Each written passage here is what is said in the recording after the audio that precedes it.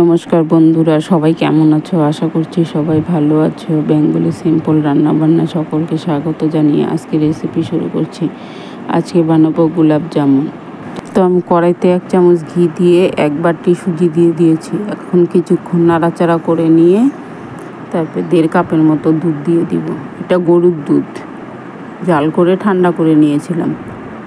এখন কিছুক্ষণ নাড়াচাড়া করে সুজিটা সিদ্ধ হয়ে গেলে একটা নরম একটা ডো বানিয়ে নিব।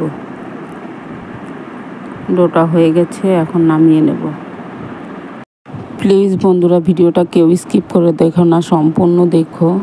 তো এখন নামিয়ে একটু ঠান্ডা করে নিয়েছি, হালকা ঠান্ডা করে নিয়েছি। এখন হাতের তালু দিয়ে সুজিটারে ভালো করে মেখে নিব, যেন সফট হয়ে যায়। তো আমি হাতের তালু দিয়ে ডলে ডলে মেখে নিচ্ছি। তার মধ্যে 1 প্যাকেট গুঁড়ো দুধ দিয়ে দিলাম। গুঁড়ো দুধ দিয়েও এখন ভালো করে মেখে নেব। আমার পুরনো বন্ধুদের অসংখ্য ধন্যবাদ, এবং নতুন বন্ধুরা যদি দেখে থাকো প্লিজ চ্যানেলটি সাবস্ক্রাইব করে দিও আর আমার পাশে থেকো। তো আমি সুজিটা ভালো করে মেখে নরম একটা ডো বানিয়ে নিয়েছি। এখন গোল গোল করে বল বানিয়ে নেব।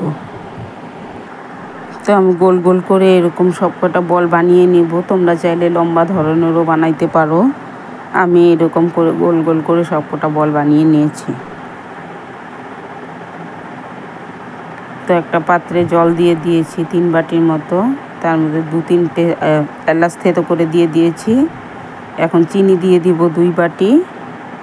দিয়ে এখন কিছুক্ষণ এটা একটা শিরা বানিয়ে নেব। তো জলের মধ্যে চিনিটা একদম গলে গিয়েছে। এখন জলের উপরে যে ফেনাটা রয়েছে, ফেনাটা আমি ফেলে দেবো। ওটা চিনির নোংরা, সেজন্য ফেনাটা ফেলে দিচ্ছি।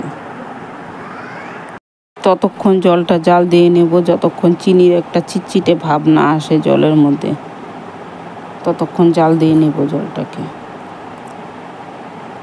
এখন শিরাতে চিটচিটে ভাব এসেছে, নামিয়ে নিয়েছি। এখন কড়াইতে সাদা তেল দিয়ে দিব। সাদা তেল গরম করে নিয়েছি। এখন হলো সুজির বলগুলো দিয়ে ভেজে নেব, বেশ লাল লাল করে ভেজে নেব। আমি 2 বারে ভেজে নিয়েছি। তো এরকম লাল লাল করে ভেজে নিয়েছি। এখন চিনি শিরাটাতে দিয়ে দিব।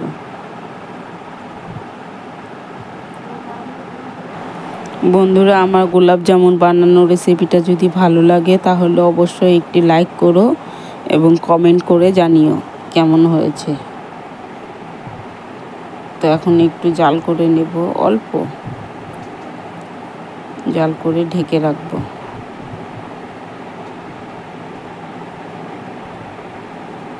কিছুক্ষণ পর এরকম শিরাটা শুষে নিয়েছে। এখন দেখো কেমন হয়েছে। এখন বাটিতে উঠিয়ে নিব, উঠিয়ে নিয়ে পরিবেশন করব।